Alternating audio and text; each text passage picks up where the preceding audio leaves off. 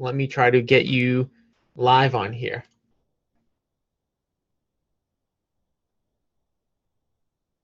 All right, Mike. Hey, what's going on, man? Let me see if I can unmute you. Can you hear me? I can hear you. Can you hear me? Awesome, awesome. All right. I am very happy that this audio is working. Hold on for 1 second. All right, I think we're good to go. All right, what do you need help with? So, I mean, it's specific to the leads that I've been getting from you. I have like specific questions. Is that a topic that you want to talk about? That's a perfect topic for right now. Okay. So the first one is I went on an appointment last week with a guy who was got a beautiful house. He said he wanted a list. I gave him the listing agreement. He said he would sign it, and then he's really backing off now. Hmm. I spoke to his wife who was there. How do I follow up with him effectively without driving him nuts? What is he saying to you now? When you say that he's backing off, what are the issues that you're seeing right now? Well, first he didn't take my calls for a few days. He said he was going to call me one day. He didn't call me. I finally got him to return a call yesterday, and he said I have to talk to my wife about it more, and we have to see what we're going to do. Okay, and what was the deal with the wife? She was there. She seemed fine. In fact, he told me his motivation was really that his wife had already moved to Florida full time, and he was thinking about joining her. He said his wife wanted him to sell the house. Can you get there face to face again? Because I think that's going to be the number one thing if you can. Okay, so you think I should say to ask him to come over? Is that a possibility? I think so. I could try. Yeah, I mean, I would definitely try for that if you can, because I think at the end of the day, it can be tough to really get a lot done, um, unless you're face to face. I mean, following up on the phone is good. Obviously, you have to follow up on the phone, but I think at some point, you really need to get back out there, and so that's what I would try to do because I don't think you're gonna fully uncover, what the motivation is until you're able to get face to face again. And I would always try to get face to face with these people as much as you can. Okay. Second things, I've gotten a bunch of leads, obviously, that told me it was a mistake. Don't contact me. What's the proper procedure when someone says, "Don't contact me again"? If they say don't contact me again, I wouldn't contact them again. I would push on to say, hey, look, are you thinking about selling anytime, in the near future? I mean, what kind of prompted you to fill out the form online? And some people they'll fill it out and then they'll realize that they're really not interested for whatever reason, and it doesn't make sense for them to sell, and that's okay. But we want to try to uncover what that reason might be. So I would always ask, and I would always, sometimes people won't let you stay on the phone for all that long, but if you can press on and kind of figure out, what was the reason that you ended up inquiring online, or why did you say that you might be interested when we initially did the cold call or whatever, I think that getting as much information as you can over the phone is the ideal thing, but you just have to kind of fight through it and try to get down to what the motivation is if you can. Okay. I started getting a couple of circle prospecting leads. I guess that's the phone call leads. Yeah, exactly. So that's people that are calling directly in your market. And are they setting up a live appointment for me, or are they setting up a phone call appointment for me? They're setting up a phone call appointment. So the people that are calling, I mean, they're not really skilled enough to really have an in-depth conversation um, about like a house or about your specific location. So what they're actually trained to do is they just want to gauge the level of interest. And if somebody says that they're interested, they then pass that along to you as a quote unquote lead. Now, what you'll see is there's going to be all different levels of motivation for those people. You're going to get, literally people who are so super motivated that they're ready to sell tomorrow, and then you're going to get some people on the phone and there's going to be confusion as to why you're even contacting them. So I would just, again, try to push through as many of them as you can, and it's really a volume thing. And specifically for you right now, like I took a look at your leagues because I always look to see how we're doing in everyone's market, and we're definitely getting a pretty decent turnout in your market in terms of the volume. So I think that, that's a really good sign in general, and you're going to get a lot of opportunities. Yeah, I mean, I've been impressed with how many leads we've been getting. How many have you got so far, do you know? I mean, I could look it up, but I'm just 25. curious. 25. And what, a couple of weeks? Yeah, 2 weeks. All right. So yeah, we're definitely, in some markets, we're just going to get more than others, and there's really no rhyme or reason for it necessarily. But the more that you get, the more opportunities that you're going to have. Also, I had an investor carrot website, and I'm getting some investor carrot leads from you. How did those people end up going to the website of the carrot website to send me the lead? They didn't go to your Carrot website, I so know, I know. they went to mine. So they will, like, if we're running a Google AdWords ad, or even in our Facebook ads, sometimes they'll then Google us, and then they'll get to our main site, and then they'll fill out a form on that site. That's a standard form, and if it's in my area, you're going to send me that lead, correct? Oh yeah, absolutely. Okay. Yep. Um, I think that's. Oh, but also one of these issues with listings. I'm coming. I have a few appointments, and I've spoken to the people. What do you do if someone has an unrealistic expectation of what they should list their house at? You still take the listing, because that's what I'm finding. People are hoping to get more than what I think they can really get. It really depends as to how unrealistic you're talking, because, in this market, as you know, things are hot.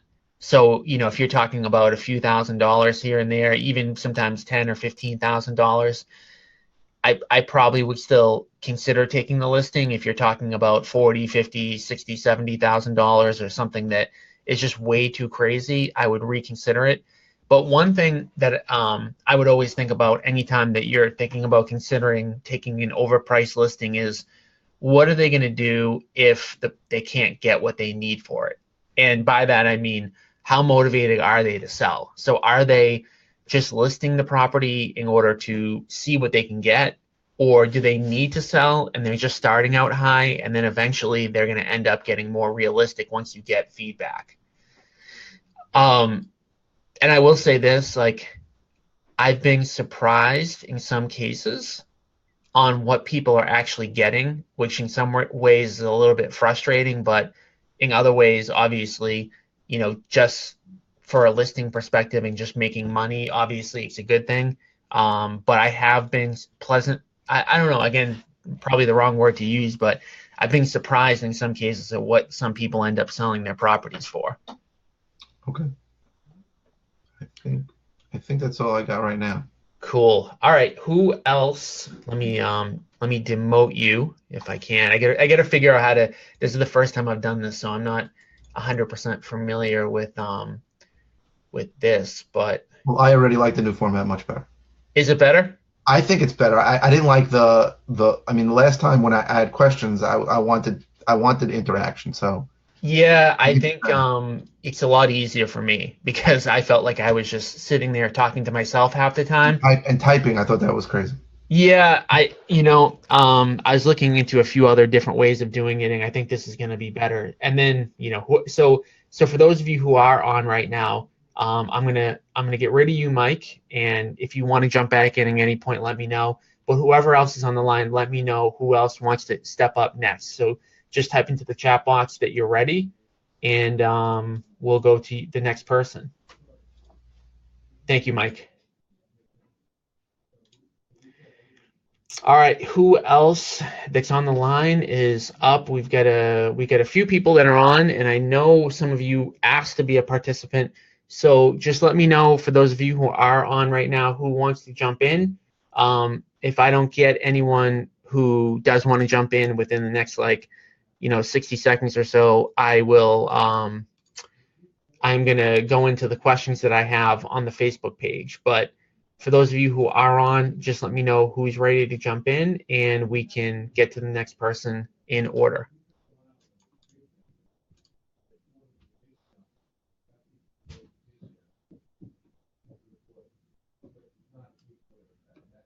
Can everybody still hear me, by the way? I just want to make sure that everyone can still hear. Jorge, do you want to jump in? Let me see if I can pull you in here. All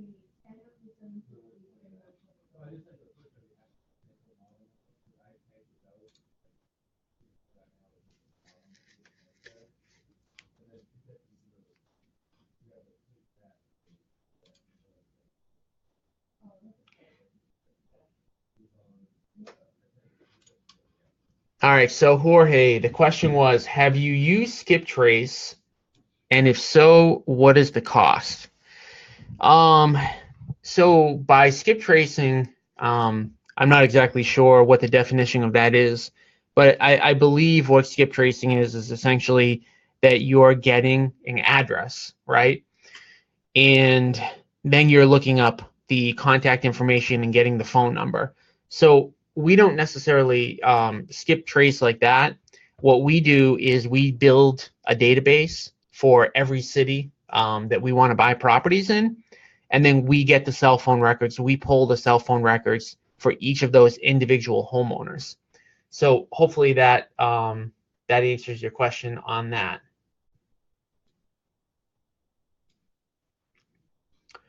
All right, what else do you guys have, and who else wants to go live? Just let me know. Who else wants to jump in? If not, I'm going to start going through just some of the questions that I had last week. I think everyone can see my screen, which is good.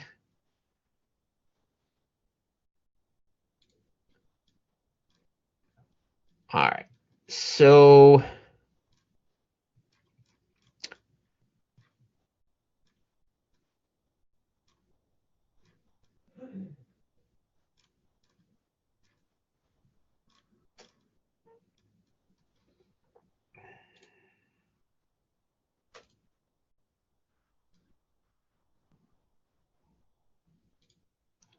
all right, Joel, did you want to jump in, or do you want me to just answer that question directly?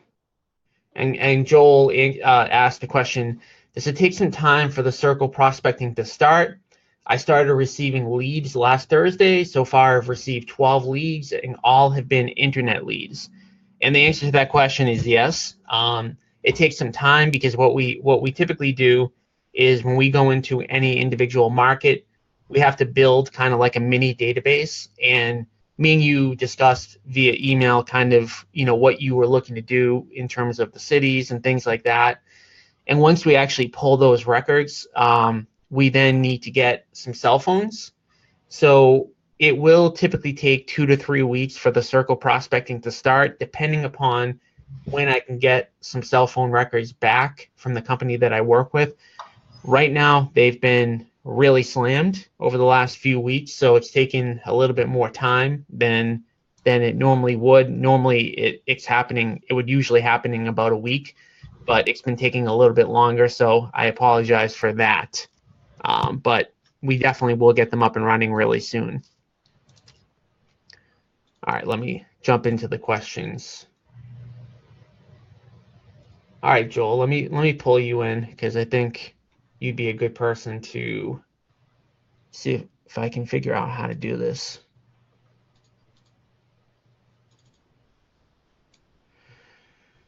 Sorry, guys, this is the first time I have used this software, so still trying to figure out exactly how to do all this. So give me another second, Joel, while I pull you in.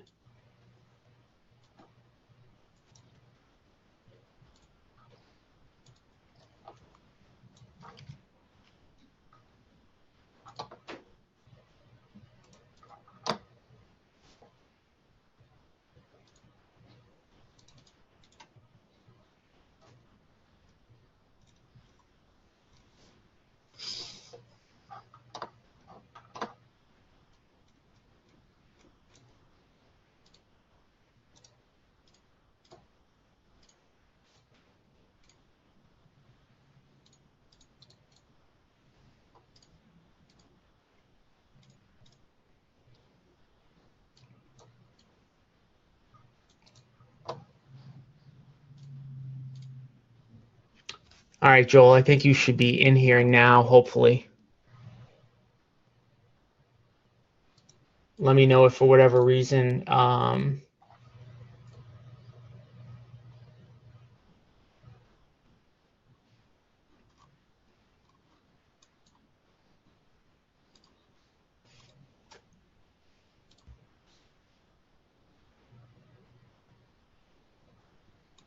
Can you hear me?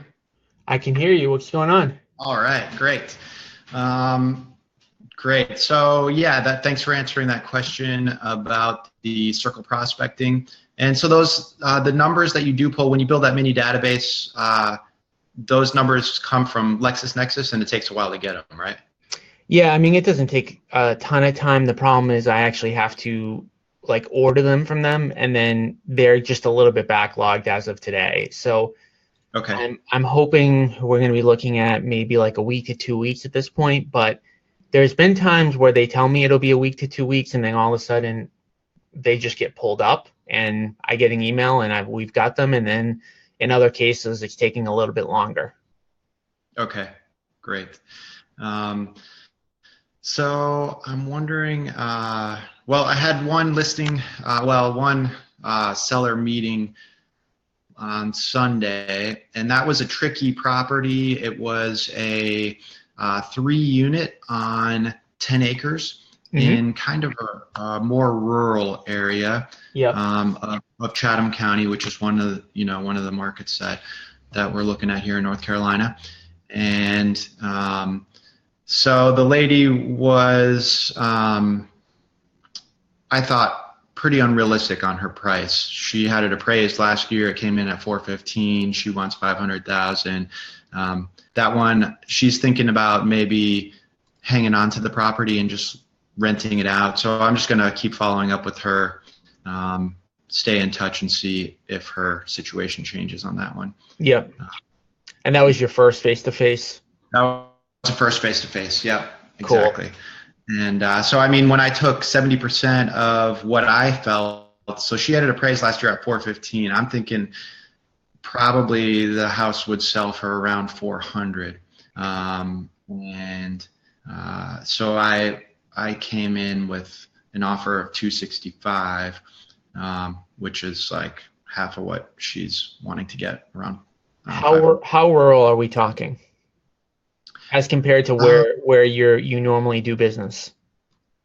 So it's about 10-minute drive from downtown Pittsburgh, which is the closest town, which is a smaller town that there's like there's some large developments going in there. There's about 20,000 homes planned over the next 15 to 20 years. And yeah, so Chatham County, that county is actually a big portion of that county that I don't know if you draw lines on a map, if we can cut some of that county out, or if we just leave it in. When I gave you the areas, I gave you a couple counties, and that's one of them. So that area is within that county. So let me know if you continue to get leads in that area. It's very possible that it's just kind of like a one-off. So Okay. Before we make any changes, just keep an eye on it. Okay. Whenever you're talking about rural properties, you have to be really careful because typically speaking, they take way, way longer to sell. Right. And in a lot of cases, because they take such a long time to sell, you end up having to take less than what the property would be worth, because obviously as investors, we're not in the business of holding properties for a long time. Right. So if you haven't done one in a rural area, I would be even more cautious. I might even go below 70 cents on the dollar. I know in this case, obviously, it's not going to matter. You're not even in the ballpark, and you're definitely not moving forward. But I would just really hesitate to do one in one of those areas until you get comfortable with it. And I would try to, as much as possible, get ones in areas that they're really kind of flying off the handle. Right. Okay. And I'm sure there's going to be plenty of those. You've got 3 other possible appointments. Are those in areas that are a little bit more in demand? Yeah, well, so the one tomorrow is that's right in Chapel Hill, which is an area that is in demand. It's on a busy road, and it's hard to comp that property because since it is on the busy road, I mean, there's 2 neighborhoods right next to it, and I can look in those neighborhoods. But I feel like it's going to limit the market as to who's going to want to buy this. Most people buy in Chapel Hill because the school system taxes are really high. People pay those taxes to be in the school system here. and most people that have kids aren't going to want to be on a busy road. And that's another unique property in that it's got a main house and then it's got another rental unit on the property. So I drove past it yesterday. It's a tricky one to price out. Because there's not a lot of comps. Because there's not a lot of comps, because it's on that busy road. And I know in one of your previous webinars, and something that I always try and do, you had recommended if you have a house on a busy road, you got to compare it to other houses on a busy road. Absolutely, for sure. Yep.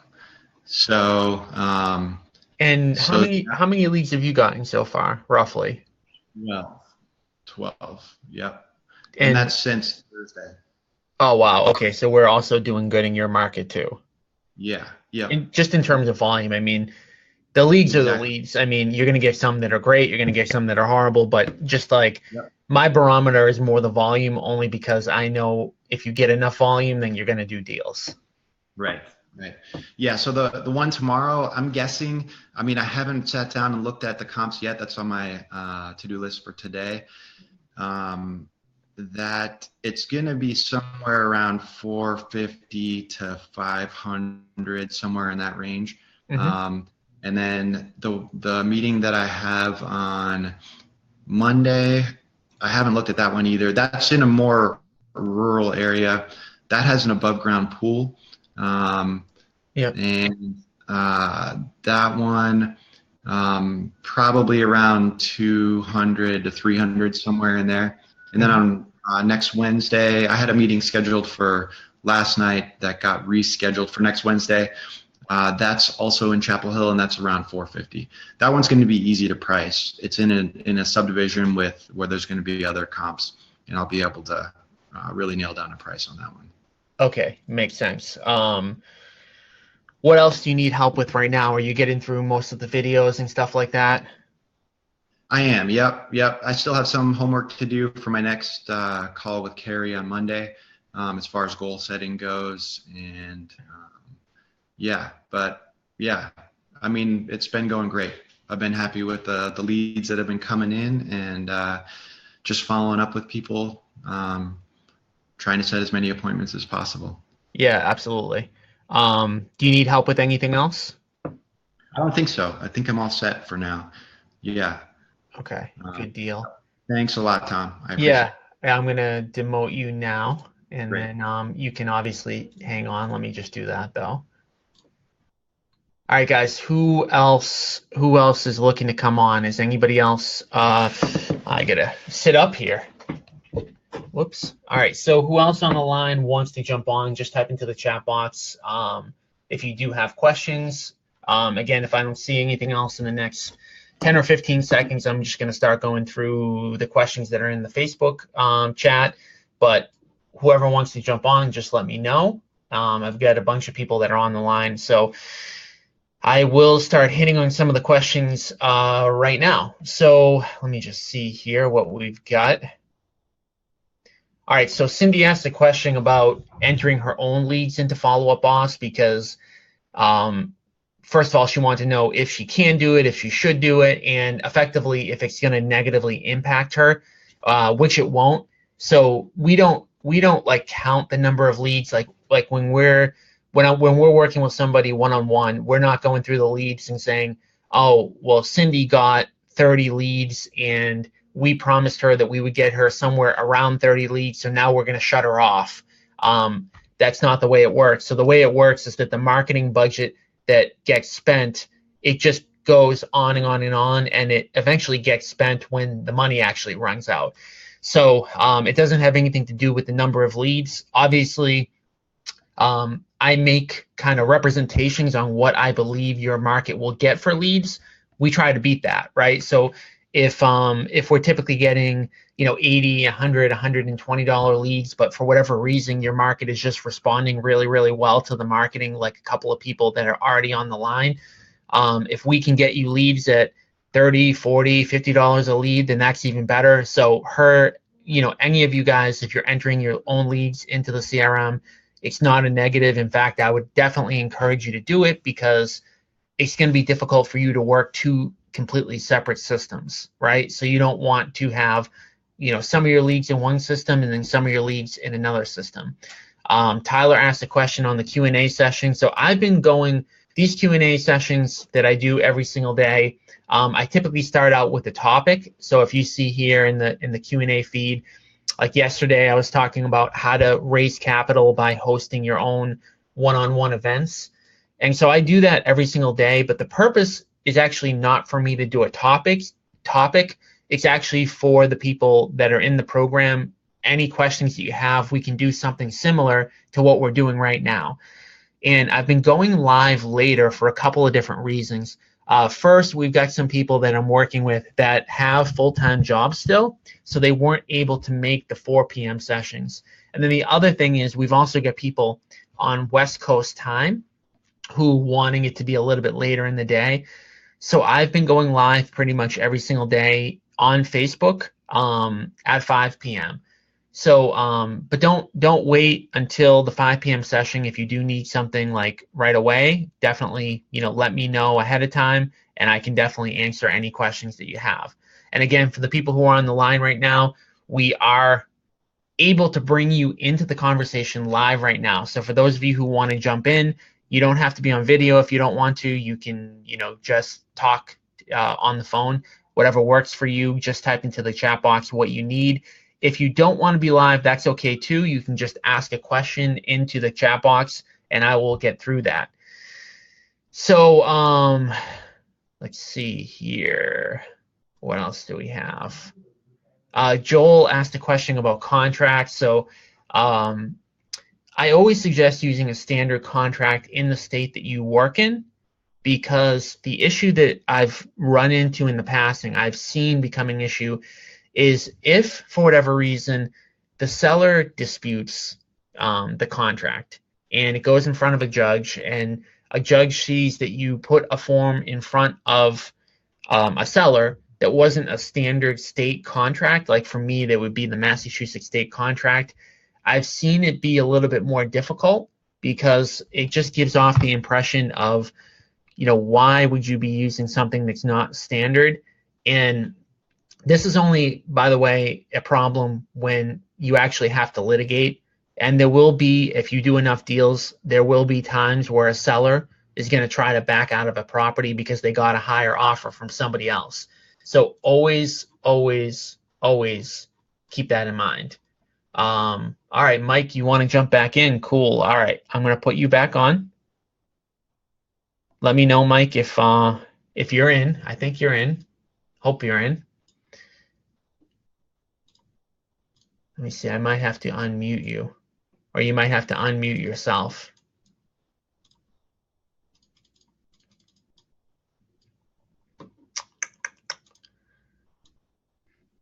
All right, Mike, I think I brought you in, and you can just, start talking whenever you want. And I think you're... Can you hear me? Yeah, I can hear you now. Okay, good. So on a lot of the leads, they don't have addresses. Yes. And sometimes I'm getting feedback from those people here and there. How important is it that I get an address for them? Or is it, assuming they told me I'm not interested or I'm not sure, that kind of thing, should I be fighting to get an address quickly? If they're really not interested, I want it. So the way that it works online, we do what we call a two-step form. And the first step of the form is just give me your name, give me your email, and give me your phone number. And the reason that we don't have them fill out a list of like 20 questions is because we want to stop them at that point. Like we don't want them to say, oh my God, I don't have 10 minutes to fill out a form. I'm not going to fill this out. We want to make the first part of the form like take 2 seconds so that they give us their name, their email, their phone number. Now, what happens after they fill out that form is they click submit, and then another form pops up immediately right after, and it says, thank you for filling out, the first part of this. We need some information about your property. So what you'll see in Follow Up Boss a lot of times is you'll see 2 separate forms filled out, and you'll see it'll say step 1, which will have just the name, email, and the phone number, and then it will say step 2, which is a list of about 15 questions that will give a lot more information. And that's the information we love to get ahead of time because it makes our job a little bit easier, but we don't want to prevent people from not filling out the form. So we stop them at we have them fill out the first form to begin. Okay. So if you get somebody on the phone and they say, "Oh, Mike, it was a mistake. I'm not interested in selling." I would always go back to, well, are you interested in selling at any point in the next year or 2 years, or do you have any sort of time frame? And a lot of times they will say something like, well, I was thinking about selling in 6 months. And then at that point, you would just put them into a longer term action plan. And of course, if they say, no, I didn't mean to fill that out and I'm really not selling, then at that point, I would call that a dead lead. You're going to get plenty of good leads. I wouldn't focus too much on the bad ones. And because you're kind of, you're only a week or 10 days or 14 days in, you don't have enough leads to where you're going to be so bogged down with them that you are going to focus a little bit on the bad ones. But as we get rolling, you're going to have so many leads to follow up with. Like once you get a bad lead, you're going to forget about it instantaneously. You're going to be like, oh man, I don't even have time to deal with somebody that says they're not interested. But what we do over the long haul, and this is really not something for you to really think too much about as of today, but once you start to get to about 100 leads, you're going to want to put those leads into the dialer, the ones that you haven't been able to meet with and the ones that you haven't been able to talk with, and you're going to want to dial through those on about a monthly basis. And on the dialer, you can hit about 100 calls in an hour. So in the beginning, like in a few months from now, when you have 100 leads, you're just going to want to call through them once a month, and it'll only take you an hour to 2 hours a month to get through all of them. And the other thing that you're going to want to do too, and we can show you how to do this, is text message blast through all of them as well. So again, those two things will take you almost no time. And in fact, Mike, you just got another lead as we're sitting here. But yeah, so I wouldn't worry about the bad ones. And what some of them are tagged bounced. What does that mean? That means their email bounced. So they must have put in a bad email for whatever reason, which doesn't mean, by the way, that they put in a bad phone number, and vice versa. Sometimes people will put in a good email but a bad phone number, and sometimes they'll put in a good phone number but a bad email. But if it bounced, that means that it's a bad email. Sometimes you'll see an obvious mistake in the email. So sometimes they might forget to put the @ symbol, or they, instead of putting AOL.com, they put ALO.com, and those you can easily correct. Sometimes on the phone number they also do that too. So if you, obviously in your market you have a few main area codes, and sometimes they'll mess up the area code and they'll put in something that's obviously wrong, and then you can correct it. So I would look just to see really quickly if there's any obvious mistake with the email. Okay. I think that's all I got right now. All right, cool. All right, who else wants to jump on? If not, I'm going to start going through more of these questions. Let me see if I can get you out of here, Mike. And sorry for kicking you out. I realized what I did after the fact. No problem. All right, so. All right, cool. Joel, do you leave messages when you dial through old leads using Mojo?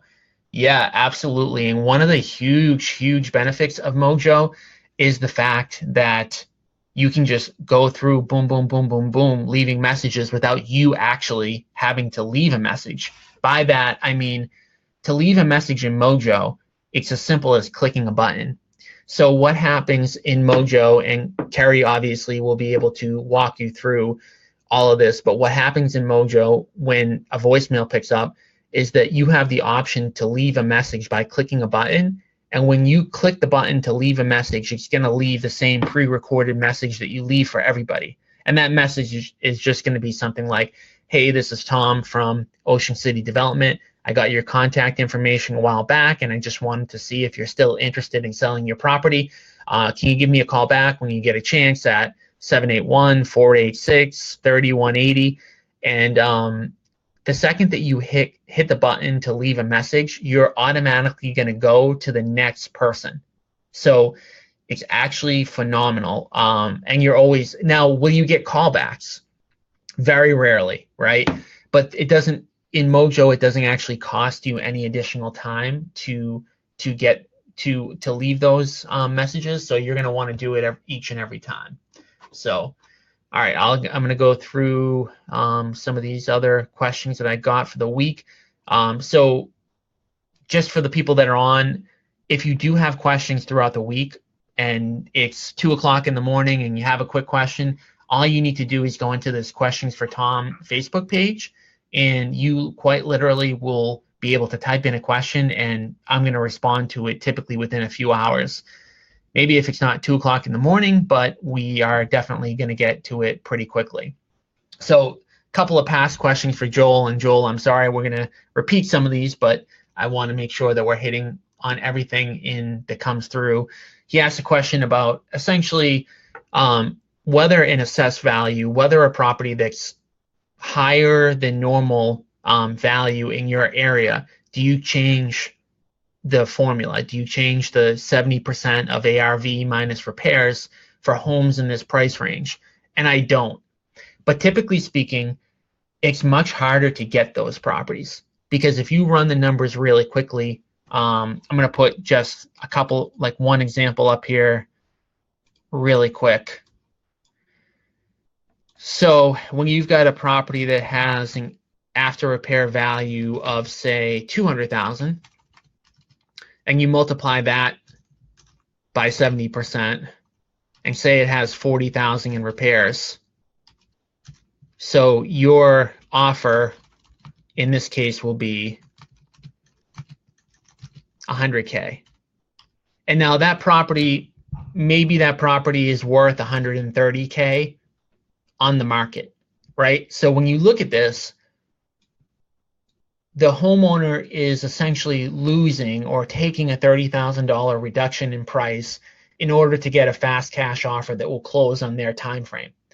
Now, when you're looking at an ARV of $500,000 and you're multiplying it by 70%, and then say there's again $40,000 of repairs, you're going to get to an offer price of $310,000. Now, typically speaking, that property may be worth $380,000, as is on MLS. So what happens is when you start to get into these higher pricing bands, the differential between what they can get if they were to list it online and our cash offer is going to start to get bigger and bigger and bigger. And of course, once you start to go above an ARV of $500,000, these numbers become even more and more and more pronounced. So the problem is that homeowners, even if you're a motivated seller, you're always comparing what can I get right now for it if I were to list it online, and what can I get if I were to sell it to an investor. And so these numbers become a lot harder. And the problem as an investor, and one of the biggest mistakes that I see people make, is that they'll look at these numbers and they'll say, oh man, well, I can go up from 70 cents on a bigger property because I'm making more money on that deal, right? Because on this deal right here, where the ARV is 200 and you're paying 130, and you're paying, 100, maybe you make 50K on that deal. And on this deal here, if you were to run the numbers, maybe you make 100K. The problem is that when you start to go over 70 cents on the dollar on these bigger properties, the issue is not necessarily the amount of money that you make, but the risk when the market starts to turn. So the problem is that if the market falls 10% on one of these type of properties, you've lost $50,000. Whereas on one of these, you've only lost, say, $20,000. So you really can't go above that 70 cents on the dollar, even if the property's bigger, without taking more risk. And just to let you guys know, people do this every single day. People are willing to accept a lower profit, but I would strongly, strongly suggest you not do it for sure. All right, guys, what other questions do you have? Type them into the chat box. I'll stick around for as long as you need me. Again, anyone can jump in right now, or you can just ask questions in the Q&A part. How is everybody liking this format, by the way? Let me know. Type into the chat box right now. Let me know if you prefer this format or if you prefer the old format better, just so that I have an idea on whether or not this is something that you guys want to continue on with, or if for whatever reason you want to change the format. Joe, asking about the follow-up sequence. The follow-up sequence for any lead is always the same, which is what we call the 10 days of pain. It's really, really simple. We're literally calling, texting, and emailing every single day for the first 10 days until the homeowner tells us that they're not interested, or until they meet with us. So there's not much more than that. We don't need a video on it. That's all we do. And the CRM that we use automatically sends out the emails, so you don't actually need to email, but you're going to call and text every single day for 10 days. All right, that was a retail pricing question.